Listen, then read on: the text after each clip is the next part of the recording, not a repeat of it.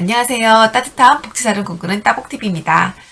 제가 예전에 사회복지사를 하면서 언제 가장 뿌듯하다고 했는지 기억나세요? 제가 그때 대상자분의 상황이 긍정적으로 변화했을 때가 가장 뿌듯하다고 했었는데요. 그러면 반대로 제가 언제 가장 힘이 들까요? 그거는 제가 암만 노력을 해도 대상자분의 상황이 그대로이거나 오히려 더 상황이 나빠졌을 때예요. 그래서 오늘은 내가 사회복지를 하면서 가장 좀 무력감을 느꼈을 때에 대해서 한번 이야기해 보려고 해요. 제가 전에 서류 작업을 너무 많이 하면 지친다고 했었죠. 제가 중요하다고 생각하지 않은 일을 계속 해야 하니까 더 지치는 것 같아요. 그러면서 가끔 내가 이거 하려고 사회복지사 했나? 이런 생각도 들어요. 그런데 그것도 몇 년을 계속 하다 보니까 그것도 익숙해져서 이제는 그것도 내 일이다. 그 서류 업무도 내 일이다. 이렇게 생각을 하면서 예전만큼 화도 안 나더라고요. 그냥 이제 또 서류 작성을 해야 하구나. 이렇게 그 서류 작성에 대한 것을 좀 받아들이게 됐어요. 그런데 제가 사회복지사로서 암만 노력해도 대상자분의 상황이 바뀌지 않거나 아니면 오히려 더 악화되면 정말 제 마음이 너무 답답할 때가 많아요. 무슨 정말 커다란 자본주의 공룡이 저를 막 짓밟는 느낌이에요. 정말 연세 많으신 분이, 저보다 훨씬 나이 많으신 분이 제게 눈물로써 자신의 어려움을 호소하시며 정말 제 마음이 미어질 때가 많아요. 그런데 제가 도와드려도 그게 한계가 있으니까 더 답답하더라고요. 그러면서 이런 생각도 들어요. 내가 이러려고 사회복지사 하나? 아까 제가 서류 작성을 하면서도 똑같은 질문을 했었죠. 내가 이러려고 사회복지사 하나? 그런데 질문은 똑같은데 그 느낌은 좀 달라요. 내 존재가 너무 하찮아서 그 어떤 누구에게도 영향을 줄 수 없다는 느낌이 들고요. 그러면 이제 무기력함도 느끼게 돼요. 정말 그 거대한 자본주의 그런 시장 논리에 짓밟혀서 아무리 제가 발버둥 쳐도 그곳에서 헤어나올 수 없는 그런 느낌이에요. 저도 그러니 그 상황에 실제 처하신 분들은 얼마나 힘들까 이런 생각도 많이 갖게 돼요. 제가 사례 관리를 했던 선영이를 예를 들어볼게요. 여기에서 선영이는 가명이에요. 이 선영이 아버지는 공장에서 일을 하셨고 어머님은 떡볶이 장사를 하셨어요. 근데 선영이 아버님께서 다니시던 공장이 문을 닫은 거예요. 그러니 아버님의 정기적인 수입도 없게 됐어요. 그래서 아버님은 이제 일용직을 하시게 됐는데요. 건축을 하시는 일용직을 하시게 됐어요.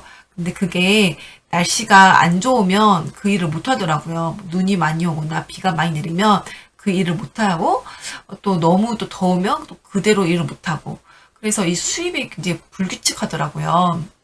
또 인력 시장에 가도 사람이 너무 많이 몰리면 그날은 또 허탕치고 오시는 거예요. 그러다 보니까 일이 있을 때 정말 열심히 하신 거죠. 아파도 열심히 했는데요. 그러다 보니까 건강에 이상이 생기셨어요.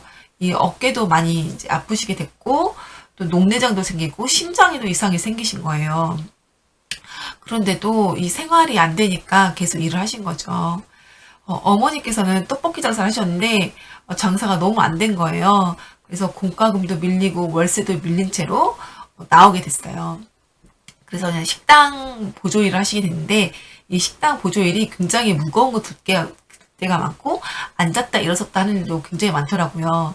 그래서 어머니께서 그전에도 허리랑 무릎이 안 좋으셨는데 그게 더 안 좋으시게 된 거예요. 근데도 지금 생활이 안 되니까 어쩔 수 없이 그 일을 하시는 거죠. 네, 어머님은 식당 일을 오후에만 하셨어요. 그래서 오전에 또 다른 업무를 하셨죠. 투잡을 하셨는데 병원에서는 지금 허리랑 무릎 상황이 너무 안 좋다. 이것을 수술받아야 하니 일을 잠깐 쉬어라. 이렇게 말씀하셨는데 뭐 지금 수술비도 그렇고 수술을 하면 생활비를 못 벌잖아요. 그동안에. 그래서 수술도 못 하게 된 거예요. 그리고 파스랑 진통제로 겨우 생활을 하시는 거죠. 또 선영이는 이제 외식 조리학과에 다녔어요. 그런데 선영이 꿈이 정말 요리를 잘하는 요리사가 꿈이거든요. 그런데 이게 학비도 학비지만 음식 재료값이 장난 아닌 거예요. 한 달에 한 10만 원 넘게 나오더라고요. 거기다가 선영이가 음식을 잘해보고 싶은 마음에 고등학교 1학년 때 동아리에 들었어요. 음식 조리하는 동아리에 들었는데 거기에서 나오는 그 음식 재료값도 너무 큰 거예요. 그래서 정말 음식을 만들고 싶지만 점점 못하게 된 거죠. 동아리에도 빠지게 되고. 근데 이제 선영이가 자기 꿈은 요리사인데, 뭐 음식 재료를 사도 싼 걸로 사고 아니면 안 사고 이러다 보니까 자신의 재능을 충분히 펼칠 수 있는 기회도 많이 얻게 됐어요. 어머님도 선영이가 이렇다는 거 아시지만 지금 당장 월세도 내기 빠듯한 상황에서 선영이가 그런 것까지 내주기에는 좀 버거워하셨어요. 그래서 선영이도 좀 많이 힘들어 하더라고요. 선영이네는 월세가 가장 부담된다고 했었어요. 선영이 어머님과 아버님이 아침, 저녁으로 열심히 일을 하셔도 생활비가 항상 부족했거든요. 특히 또 선영이 어머님은 투자까지 하셨지만 한 달에 버는 돈이 200만 원 정도밖에 되지 않았어요. 그런데 그중에서 50만 원, 한 4분의 1 가량을 집주인에게 월세로 내는 거죠. 그런데 그 월세도 동네에서 싼 편이라고 하니까 어머니께서는 집주인이 언제 월세 올려달라고 할까봐 걱정되신다는 거예요. 거기다가 또 월세 올려달라고 할까봐 뭐가 고장이 나도 집주인에게 말씀을 못 하시더라고요. 그러니 어머니께서는 매일매일 정말 죽어라 일해봤자 생활은 점점 팍팍해지고 수술을 해야 하는데 수술하면 수술비 걱정이 되고 수술비를 마련했다 하더라도 수술하는 동안 직장에 못 나가니까 또 생활이 안 되고 그러니 더 열심히 일을 하고 그러니 또 건강이 나빠지고 이게 무한 반복인 거예요. 제가 그 과정을 옆에서 보니 너무 마음이 막 착잡해지더라고요. 그런데 이런 경우가 굉장히 많아요. 오히려 복지관에 있다 보면 이걸 약과예요.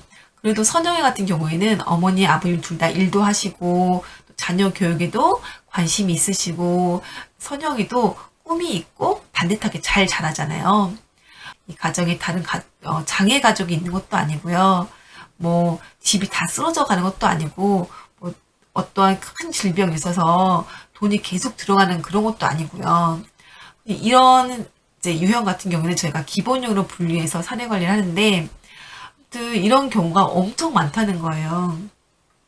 사례관리 대상자분은 잘못한 게 없는데 정말 열심히 일한 것밖에 없는데 상황은 점점 더 안 좋아지고 이 빈곤은 대물림되고 제가 이걸 보면 정말 사회가 불공평하다는 것을 많이 느끼게 돼요. 어르신들이 이거보다 더 심한 경우도 많아요. 7, 80대 어르신들도 이 생활비를 버신다고 한여름 떼약볕에 상추를 따러 가시고 무거운 리어카에 폐지를 주러 다니시고 그러시거든요. 그런데 이 폐지도 정말 돈이 될 만한 폐지들은 이미 업체에서 차로 다 수거해 가요. 어르신들이 주우시는 것은 정말 돈이 되지 않는 그런 폐지거든요. 그러니 하루 종일 그거를 주워봤자 뭐 5천 원도 벌기가 쉽지 않아요. 저는 그렇게 가파른 길을 리어카를 끌고 다니면서 폐지를 주우시는 분을 보면 병원비가 더 들지 않을까 이런 걱정이 될 정도예요. 더 안타까운 경우도 있었어요. 제가 담당하는 어르신은 90세 정도 되는 어르신이셨는데 그 어르신이 이사를 가게 됐거든요. 근데 아무 데서도 이 어르신을 받아주지를 않는 거예요. 그 어르신이 이러시더라고요. 내가 나이가 많아서 그런가 아무도 날 안 받아주네. 나 수급자여서 월세 꼬박꼬박 낼 수 있는데 라고 하시면서 가파른 길을 오가시면서 집을 구하시는데 너무 정말 제가 그걸 보면서 마음이 안 좋더라고요. 자녀들 있잖아요 라고 말씀하실 분이 계실지 모르겠는데요. 자녀들도 다 어려워요. 다 어려우니 서로 연락을 잘 안 하게 되더라고요. 연락을 해봤자 좋은 말 할 게 별로 없으니까요. 차라리 모르고 지내는 게 마음이 편하다 이러신 분도 계세요. 저는 한 복지에서 오랫동안 근무해서 10년 전과 지금을 좀 비교해 볼 수 있게 됐어요. 그런데 이 생활비도 생활비지만 집값이 너무 많이 올랐더라고요. 제가 10년 전에 인테크 쓴 단독주택 반지하 한 10평대가 전세 1,000만 원대 그 정도 했던 것 같은데 지금은 3천만 원대 이렇게 많이 오른 것 같아요. 게다가 뭐 주택이 뭐 리모델링을 했다, 재건축을 했다, 아니면 또 시에서 도시재생도 했는데 거기에 있다 하면은 뭐 생활하기는 좋아졌지만 그만큼 가격도 많이 올라가지고 이분들이 갈 데가 점점 없어지는 거예요. 저는 복직을 했으면서 아까 이 선영이 같은 가정을 많이 만나요. 또 선영이보다 훨씬 상황이 안 좋은 경우도 많이 만나죠. 근데 우리 복지관 안에서 여러 자원이 있기 때문에 이분들에게 연계를 좀 해드려요. 뭐 이제 의료비도 연결해드리고 만약에 수술을 하신다면은 수술하실 동안 생활비를 지원해드리기도 하고요. 또 월세도 지원해드리고 공과금도 지원해드리고 뭐 그밖에 다양한 것들을 지원해드리는데 이 지원을 해드리면 이 대상자분에게 확실히 도움은 되죠. 뭐 그간 돈이 없어서 하지 못했던 것들을 할 수 있기도 되고 또 많이 아팠던 것들도 수술을 통해서 이제 회수를 할 수 있으니까요. 그런데 그런 지원이 정말 일시적이거나 아니면 대상자의 필요로 하는 금액보다 적은 경우가 많아요. 그런데 대상자의 그 어려움은 굉장히 만성적이죠. 또 대상자의 어려움이 굉장히 여러 어려움이 얽히설키 엮여 있는 경우가 많기 때문에 뭐 하나 해결한다고 해서 되는 게 아니에요. 이러다 보니 제가 도움을 드려도 그냥 일시적으로 잠깐만 좋아지는 거지 다시 원상태로 되돌아오거나 아니면 더 나빠지는 경우도 있어요. 그래서 제가 담당 사회복지사로서 답답할 때가 많죠. 오늘은 제가 사회복지를 하면서 무기력해질 때에 대해서 한번 이야기해 봤어요. 제가 도움을 드려도 어려움이 해결되지 않고 오히려 악화되면서 빈곤이 대물림되는 걸 봤을 때 정말 저는 무기력함을 많이 느끼게 돼요. 이런 이야기 하니까 또 마음이 찹찹해지네요. 그럼 오늘은 여기까지 하고요. 다음 시간에 또 뵙는 걸로 할게요. 오늘은 이만 안녕.